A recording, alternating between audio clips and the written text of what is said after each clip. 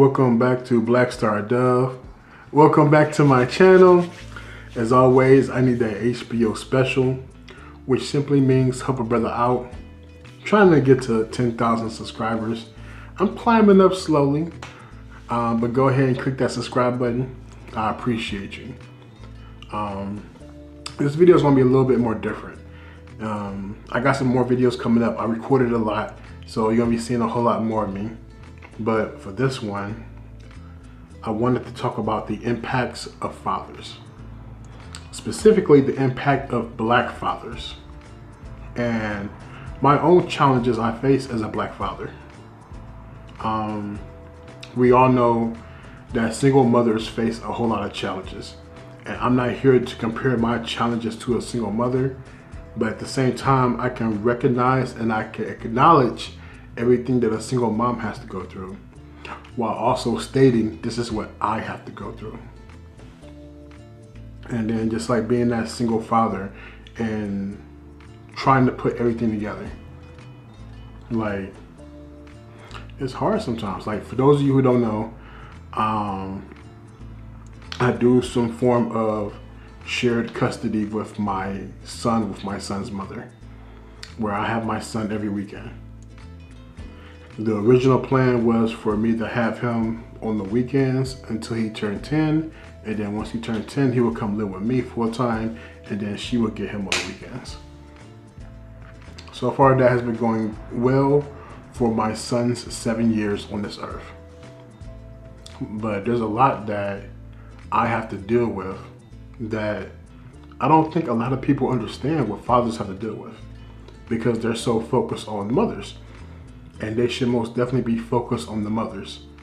But us fathers go through a lot of stuff as well. We go through identity crisis. And I can say that as someone who has done that. Someone who has almost lived vicariously through my son. And what do I mean by living vicariously through my son? Like, I wanted him to have such a perfect life that I wanted him to live life for both of us. I wanted him to have the best school. I wanted him to have the best place to live. I wanted him to have a world of options. That's all I ever wanted. What I mean by a world of options is that when he chooses to do something, it's because he wants to do it. It's because he has a passion to do it. It's because he has like that drive, that go-to. Like, he really wants to do it, instead of just doing something because he has no other choice. Like, if my son wants to go into sports, I want him to go into sports knowing that he's doing it for the love, not doing it for the fact that he has to provide for a better life for him and his family. No. Same thing if he chooses to do ballet or chooses to play some type of musical instrument. Right now, he's really into soccer. So I've been trying to like take him to go places to go see if he actually likes it. I've been taking him to soccer games. Just really engaging his interest in it. But that's one thing that I've like suffering from. I've been so focused onto my son that sometimes I lost focus of myself. And every once in a while, I have to reel it back in and remind myself we are two different people. Because there's going to be a time where he's having his own child and he's going to be married and all that stuff, and he won't be my little boy anymore. He'll be someone's husband, someone's father, but he'll always be my son.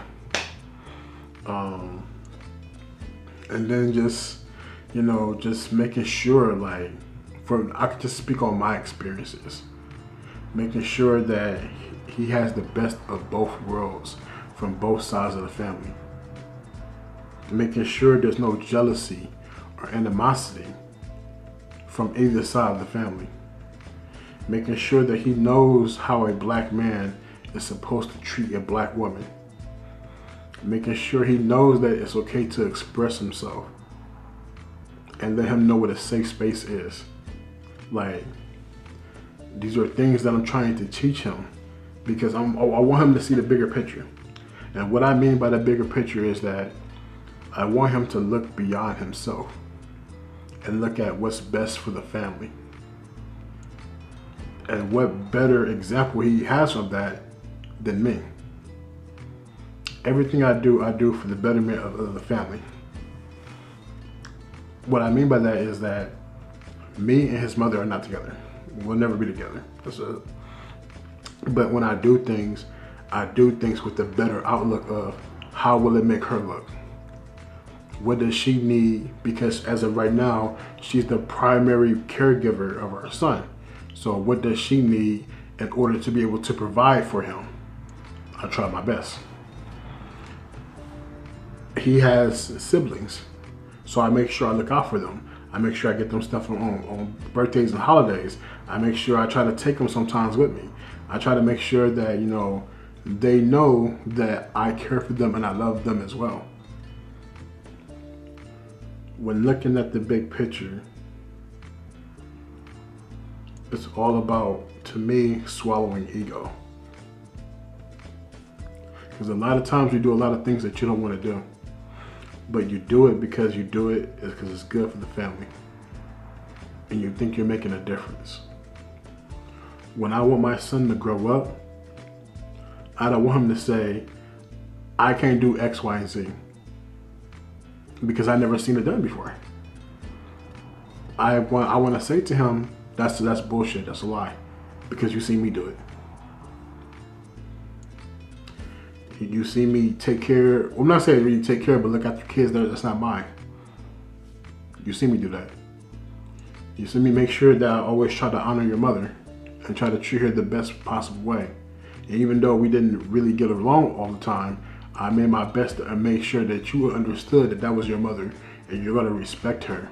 You're gonna honor her and you're gonna do everything that she says because she has the best interest in mind for you. I made sure of that. Because you see me do it. You know how to treat black women. You know how to speak to them in a way that makes them feel safe and secure and not belittling. You know it because you see me do it. You see me court women. You see me go out and pay for everything. Like anything that you can say that you haven't saw, you saw your dad do it. That's what I mean by living vicariously through my son and making sure I'm setting the perfect example because I know that he's always watching me. And I'm not perfect. And I don't think no father will ever be perfect. But at the same time, I understand the mission and I understood what the future is going to be like for him. And I want him to have the option. But I don't want him to ever say, I can't do X, Y, and Z because I never saw it. When that's not true. Because 9 times out of 10, you saw your father do everything. You saw your father take the ball and run with it. You saw your father fumble the ball. You saw your father do everything. So that way you could always draw back and have a blueprint on what it means to be successful as a man.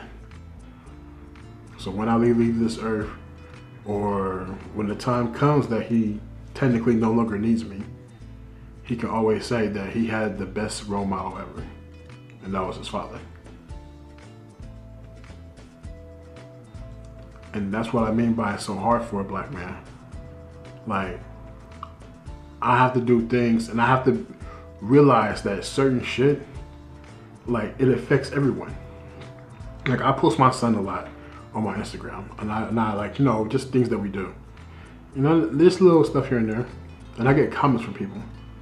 And I get comments, sometimes they're good. Like 90% of the comments are good, 10% be saying some wild shit.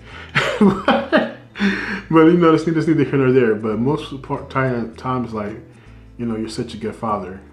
You know, you do things with your child that I wish my father did. That puts a smile on my face. Like, my son travels a lot. 7 years old, traveling all across. He's been across the country several times. Like, we have a trip coming up to Yellowstone National Park. How many kids are going to Yellowstone National Park? That's not in Wyoming. Like, come on. You know, like, I'm just trying to open him up to new things because I want him to see that it's possible because your dad took you there, your dad showed it to you. I just wanted to let him know that everything's possible. Like when I go to a lot of these events and there are so many single moms, there's no single dads. And if there is a single dad, there's like one other black dad. And then there's me surrounded by a whole bunch of women. And they look to me for leadership. Like, okay, what are we going to do?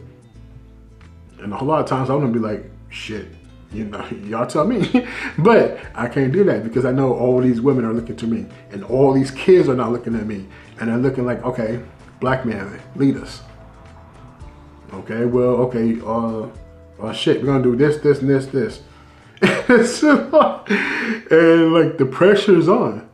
Like, it be feeling weird sometimes. Like going to like these events and then like going to picnics and going to like, you know, all these like events that's for the kids. And you're like the only black father there. There's a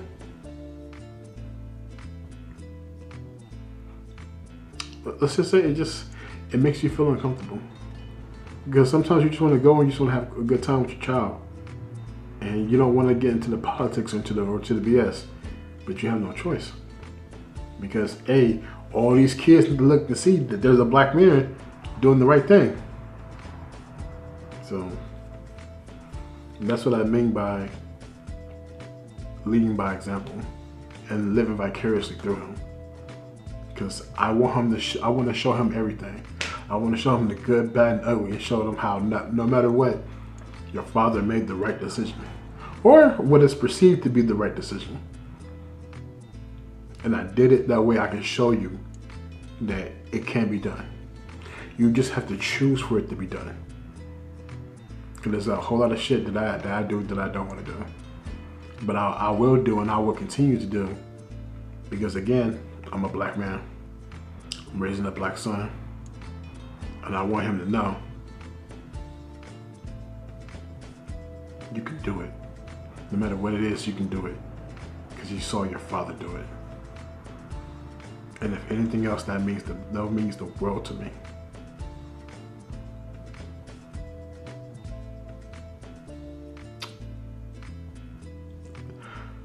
That's all I have for the video. Take care. I love you. Peace.